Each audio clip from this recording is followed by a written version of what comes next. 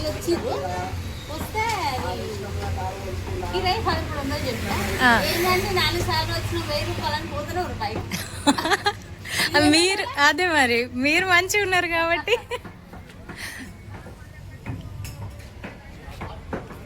Hello everyone, Yadagirigutta వెళ్ళామని చెప్పాను కదా. లాస్ట్ వీడియో ఎవరైనా చూడకపోతే ఈ వీడియో కింద లింక్ ఇస్తాను, ప్లీజ్ వాచ్ చేయండి. మేము యాదగిరిగుట్టలో ఒక ప్లేస్లో రూమ్ తీసుకున్నాము.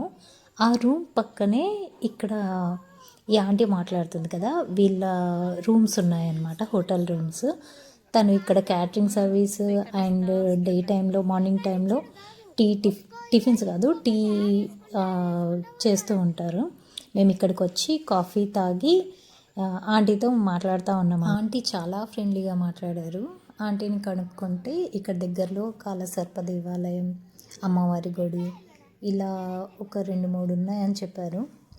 ఇంకా సురేంద్రపురి ఎలాగో తెలిసిందే.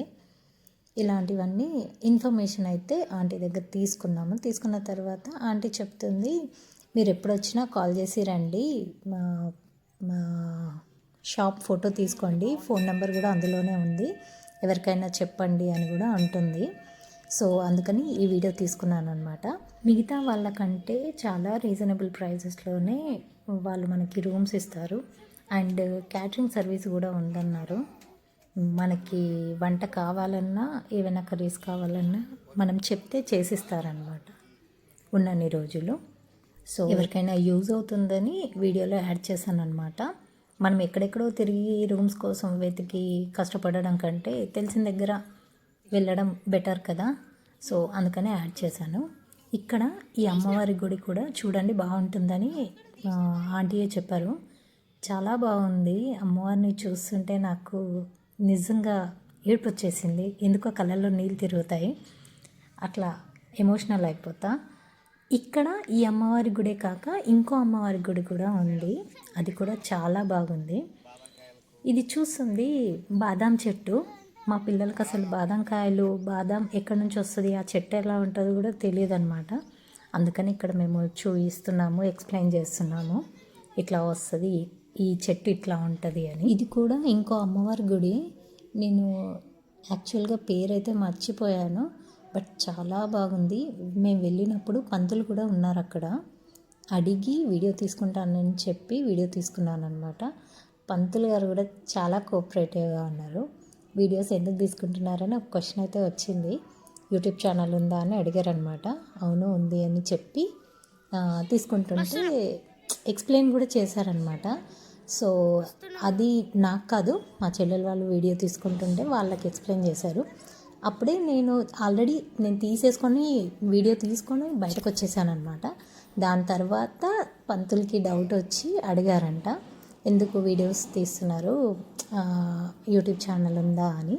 సో అట్లా పంతులు గారు కూడా సబ్స్క్రైబ్ చేసుకుంటున్నారని చెప్పారంట మా చెల్లెలు వాళ్ళకి.